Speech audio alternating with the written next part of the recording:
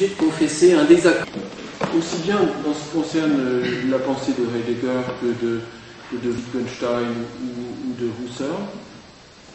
Je crois que ce qui ressort d'accord entre les trois penseurs, malgré les grandes différences de provenance, de regard, de Verfahrensweise, de manière de procéder, de procédure, etc., il y a un profond accord, c'est qu'aucune expérience humaine n'a lieu en dehors du langage.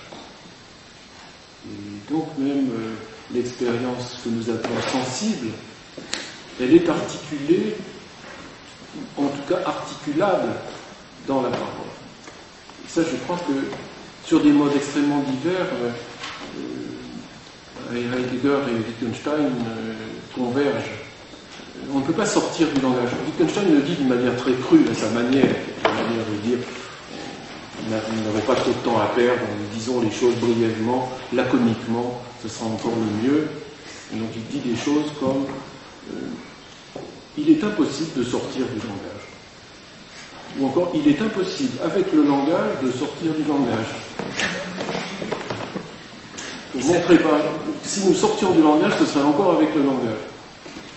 Oui, quand Picasso peint, il fait un signe, il institue un signe, alors là, magistralement.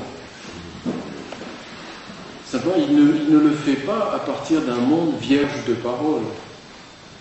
Et le signe ne nous atteint pas dans un monde indemne de paroles. Il nous atteint là où nous sommes, c'est-à-dire en pleine parole. Oui, mais vous avez raison d'insister sur le signe. Par rapport à notre réflexion, effectivement, on ne peut pas faire abstraction de notre parole quand on réagit à la peinture de Picasso. Picasso, lui, fait son geste. Le langage, voilà, oui, mais une peinture de Picasso ou une sculpture de Picasso, en tant qu'œuvre d'art, selon Heidegger, elle ouvre le monde. Elle est das Inwerksetzen der Wahrheit, la mise en œuvre de la vérité, c'est-à-dire elle dévoile quelque chose, et donc ce genre de signe, en tant qu'il dévoile, qu'ils ouvrent un monde, l'ouvre aussi à la parole, ipso facto. Mais c'est ça qui est dit dans le rapprochement entre Zeigen et Sagen, justement. Oui. Le fait de montrer, c'est dire. Oui, c'est pourquoi autour d'une œuvre, toutes sortes de paroles se tissent. Je pense à la fameuse anecdote qu'on raconte sur Picasso à une exposition pendant laquelle un officier allemand le voit à côté de Guernica et lui dit « C'est vous qui avez fait ça ?» Et Picasso répond « Non, c'est vous. » Voilà une œuvre qui ouvre un monde, et ce monde, il est dissible. Oui, même si on se tait, on peut aussi se taire, mais tout ce tissu de paroles possibles, il reste tissé autour de l'œuvre d'art, parce que l'œuvre d'art ouvre un monde. Et si elle ouvre un monde, elle ouvre la possibilité d'une parole. Cette question du signe est une question très difficile. Au seuil de la méditation de Zeit und Sein, parce que nous articulons un peu notre réflexion sur ce texte, Heidegger évoque une peinture de Paul Klee, Tod und Feuer, sans doute la dernière peinture de Klee. Il dit qu'au fond, le tout venant ne se mêlerait pas d'expliquer la peinture. Il ne prétendrait pas pouvoir expliquer la peinture. De même qu'une théorie physique de Heisenberg, le tout venant ne s'en mêlerait pas, ne se mettrait pas à en parler. Il se tairait devant quelque chose qui le dépasse, alors que devant une doctrine philosophique, tout le monde s'imagine pouvoir en parler. C'est cette différence. Pourquoi ? Parce que c'est une œuvre de langage, pas poétique, et donc on a l'impression qu'elle est de plein pied avec le café du commerce, et qu'on peut se mettre à discuter dessus. Alors que, quand même, Tod und Feuer, cette peinture terrible par son hiératisme, son côté ultime de Klee, là ça provoque une espèce de silence.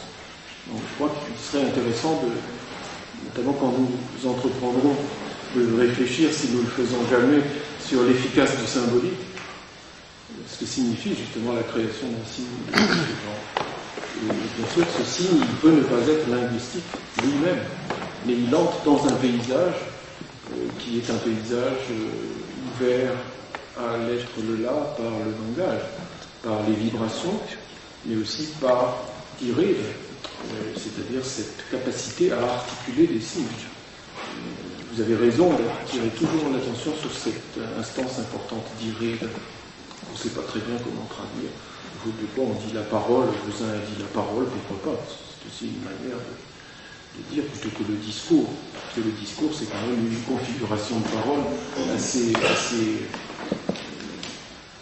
je dirais, cernée par l'espace de la métaphysique, alors que parole ne l'est peut-être pas encore. Peut-être sauver quelque chose de la parole. On dirait la parole.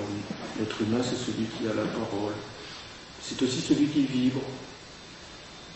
Et Heidegger, dans les traitants, dit que ces trois dimensions fondamentales de l'ouverture du là, elles sont co-originaires. Même, il dit équi-originaires. Gleich ursprünglich.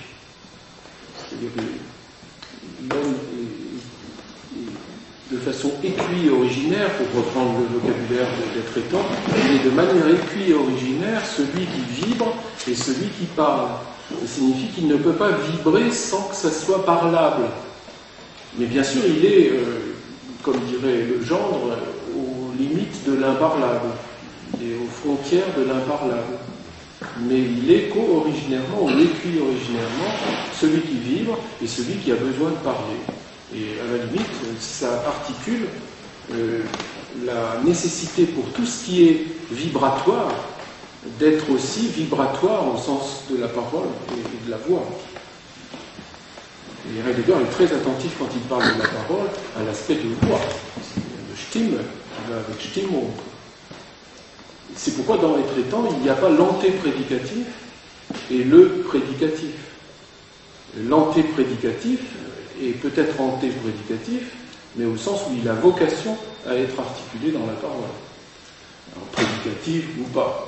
On peut parler autrement que de manière prédicative. Alors que pour Husserl, il y a l'idée que toute expérience antéprédicative est articulable dans l'expression, ce qu'il appelle la couche intentionnelle de l'expression. C'est une couche qui recouvre entièrement, dans la phénoménologie de la Constitution, ça recouvre entièrement l'antéprédicatif. Et même tout ce qui est antéprédicatif a vocation à être articulé dans la parole. Tout est dissible. On doit pouvoir toujours trouver la manière d'articuler une expérience, quelle qu'elle soit. D'où sa fameuse formule, c'est l'expérience muette encore. Je me permettais de la citer dans le préambule, dans le programme des leçons approche d'événements. C'est l'expérience muette encore qu'il s'agit de porter à l'expression pure de son propre sens. L'expérience muette encore, elle a vocation à ne pas toujours l'être, et elle peut toujours être portée à la parole. Donc il n'y a pas de désespoir devant les mots nous manquent. L'idée de Husserl, c'est les mots vous manquent pour le moment, mais vous pouvez, si vous vous en occupez sérieusement, trouver le moyen de dire la chose. Et en un sens, c'est aussi ce que Wittgenstein dit très clairement quand il, très clairement mais aphoristiquement, quand il dit les frontières, les limites de mon langage signifient les limites de mon monde. L'aphorisme 5.6 du Tractatus.